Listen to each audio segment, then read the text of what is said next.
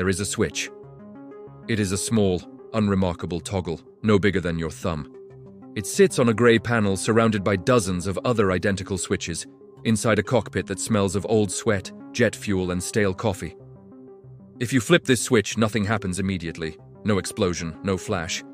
But somewhere in the belly of the aircraft, a circuit closes, a locking pin retracts, a capacitor charges, and a physics package, a sphere of plutonium no larger than a grapefruit, begins the sequence that will turn a city into glass. For 70 years, the B-52 Stratofortress has been the primary delivery system for the end of the world. It is the longest-serving combat aircraft in history. We call it the Buff, the big, ugly, fat fella. We look at it with nostalgia today. We see it at air shows, a grandfather of the sky, roaring over football games. But we forget that for a decade, this plane didn't just fly at air shows. It was the gun held to the head of the Soviet Union, and the trigger was taped down. Between 1961 and 1968, the United States kept dozens of these bombers in the air, 24 hours a day, 365 days a year, armed with live thermonuclear weapons. They circled the Arctic, waiting for the order to kill millions of people. It was called Operation Chrome Dome. It was the most dangerous logistical feat in human history, and it failed, not because the enemy shot us down, but because the system was too complex, too big, and too human to be safe. We dropped nuclear bombs on Spain. We dropped them on Greenland, we dropped them on North Carolina, and in 2007 we simply lost them. This is the story of the machine that almost killed its masters. The story of the broken arrows. Welcome to Shadowworks. To understand why we built a doomsday machine, you have to understand the math of 1960. In the late 50s, the Soviet Union launched Sputnik. Suddenly, the Atlantic Ocean didn't matter anymore. An intercontinental ballistic missile could fly from Moscow to Washington in 30 minutes. The US Air Force did the math. It took a bomber crew 15 minutes to wake up, get to the truck, drive to the plane, start the 8 engines, and taxi to the runway. If the Soviet radar didn't spot the missiles instantly, the American bombers would still be on the runway when the nukes hit. The entire US retaliation force would be vaporized in a single flash. General Thomas Power, the head of Strategic Air Command, decided that 15 minutes was too slow. He wanted 0 minutes. His solution was Operation Chrome Dome. The idea was simple and terrifying. At any given second of the day, a percentage of the B-52 fleet would be airborne. Not on the runway, in the air. These planes would fly massive loops. They would take off from bases in the US, fly up over Canada, circle the edge of the Soviet Union near Alaska or Greenland, and then fly back. They were orbiting the enemy. If the Soviets launched their missiles, the US bases might be destroyed. But the Chrome Dome birds would already be halfway to Moscow. There was nothing the Soviets could do to stop them. For the crews, it was a nightmare. A B-52 is not a comfortable airliner. It is an uninsulated aluminum tube. The cockpit is small, loud, and alternates between freezing cold and boiling hot. Missions lasted 24 hours. That meant 24 hours of sitting in an ejection seat that felt like a church pew. 24 hours of vibrating metal. 24 hours of aerial refueling, sometimes in blinding Arctic blizzards. And the whole time, right behind the crew compartment, in the unpressurized darkness of the bomb bay, sat 4 B-28 thermonuclear bombs. Each one was 70 times more powerful than the Hiroshima bomb. The pilots were sleeping on top of the apocalypse. The Air Force convinced itself that the system was safe. They had checklists, they had two-man rules, they had safety switches, but they forgot that a B-52 is made of 100,000 parts, and parts break. Before we talk about the crashes, we need to look at the mechanism itself. How does a B-52 actually release a nuclear weapon? It isn't just a big red button. It is a system called AMAC, Aircraft Monitor and Control. Inside the cockpit, the navigator and the radar navigator, the bombardier, sit downstairs, in the dungeon, a windowless compartment below the pilots. In front of them is the AMAC panel. This panel is the brain of the bomb. It sends electricity to the weapon to warm up its batteries, spin up its gyroscopes, and, crucially, unlock the physics package. In the 1960s, these bombs didn't have the advanced digital codes we use today. They relied on mechanical safeties. To drop a bomb, the crew had to agree. The pilot had a switch. The navigator had a switch. This was the consent system. Once consent was granted, the bomb bay doors would open. The hydraulic locking pin would retract. The bomb would fall. But here is the problem with mechanical safety.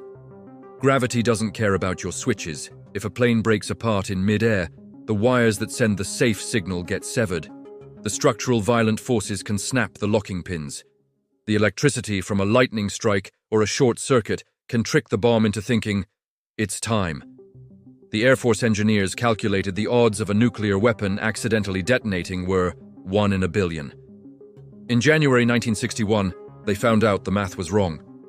January 23, 1961. A B-52G Stratofortress is flying a routine alert mission down the East Coast. Suddenly, a fuel leak starts in the right wing. The aircraft commander tries to land, but the wing structure fails. The plane enters a flat spin and breaks apart in mid-air over Goldsboro, North Carolina.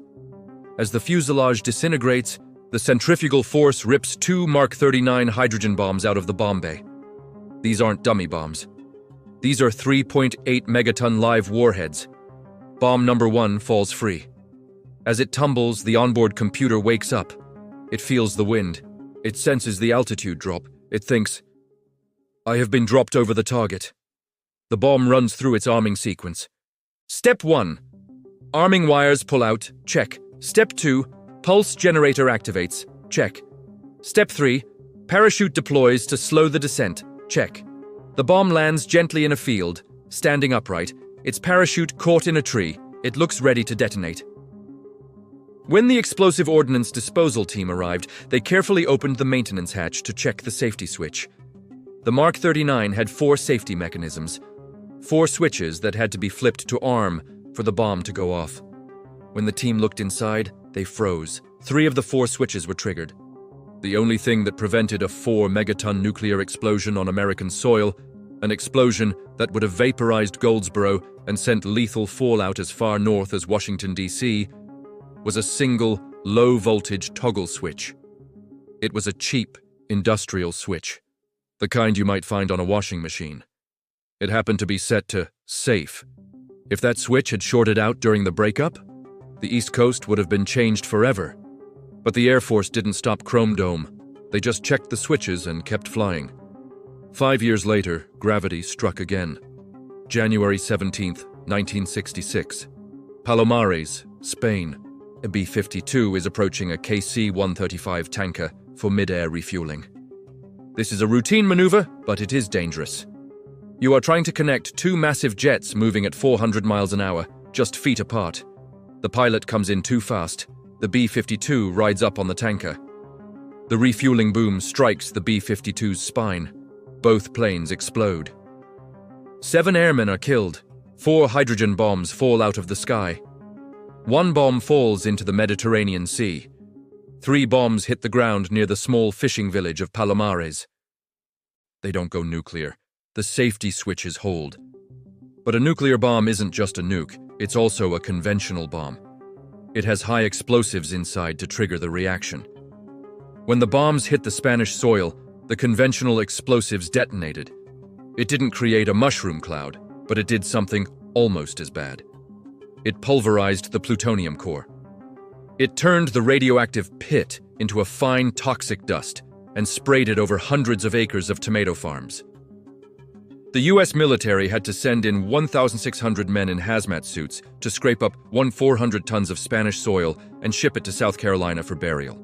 We had just dirty bombed a NATO ally. You would think this would end the program. It didn't. 2 years later, in 1968, it happened again.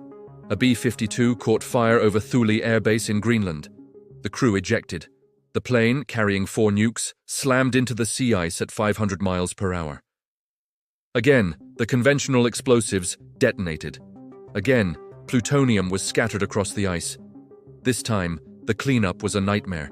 In 40 below zero darkness, engineers had to scrape radioactive ice and melt it down.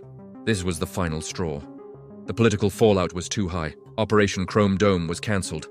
The B-52s stopped flying 24/7 with nukes. The Air Force said, We have learned our lesson. We will only move nukes on the ground, with strict protocols. And for 40 years, that was true, until the morning of August 29th, 2007. This is the part of the story that should scare you the most. Goldsboro and Palomares were accidents caused by mechanical failure or crashes. They were physics failures. What happened in 2007 was a failure of the human mind. Minot Air Force Base, North Dakota. A B-52H is being prepped for a ferry flight to Barksdale, Louisiana. The mission is to carry 12 cruise missiles to the boneyard for retirement. These missiles are supposed to be dummy loads, inert, heavy metal weights, but no warheads. A ground crew goes to the weapons bunker to pick up the pylons. They hook them up to the trailer. They drive them to the plane. They winch them onto the wing of the B-52. The pilots do their walk around. They look at the missiles, they sign the manifest. The plane takes off. It flies the length of the United States. It lands in Louisiana. It sits on the tarmac for 9 hours, unguarded. Finally, a crew comes to unload the missiles.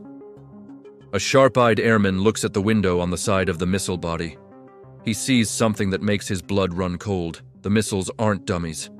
6 of them contain live W-81 nuclear warheads. For 36 hours, 6 nuclear weapons were missing. The Air Force didn't know where they were. The pilots didn't know they had them. There were no security forces guarding the plane. If the B-52 had crashed on that flight, if a terrorist team had realized the plane sitting on the Barksdale ramp was unguarded, the investigation revealed a rot in the system. The crews had gotten lazy. The tracking codes were outdated. The pilots didn't check the payloads because the ground crew always gets it right. It wasn't a technical failure. It was complacency. We had built a system so safe, so routine, that we forgot what we were carrying. The B-52 is a mechanical marvel. It has outlived the Soviet Union. It has outlived the men who designed it. It will likely outlive me and you. It is scheduled to keep flying until 2050. By the time it retires, it will have been in service for 100 years. But the story of the B-52 isn't just about successful bombing runs or long-range durability. It is a warning about the systems we build to control our own destruction. We built the POS ALCs to ensure we could launch missiles even if our bases were destroyed. We built Chrome Dome to ensure we could survive a first strike. We spent trillions of dollars building a fail-safe machine, but the machine is only as safe as the toggle switch in the cockpit. It is only as safe as the 19-year-old airman checking the manifest in a freezing bunker in North Dakota. The B-52 didn't end the world in 1961 or 1966 or 2007. But it wasn't because of our genius, it was because of our luck, and in the nuclear game, you only have to run out of luck once. I'm Shadowworks. If you want to see another example of military ambition hitting the wall of reality, watch our video on the hypersonic torpedo, the billion-dollar weapon that was too fast to steer. Subscribe to the channel. We're digging up the secrets the Air Force tried to bury in the ice. Stay watching.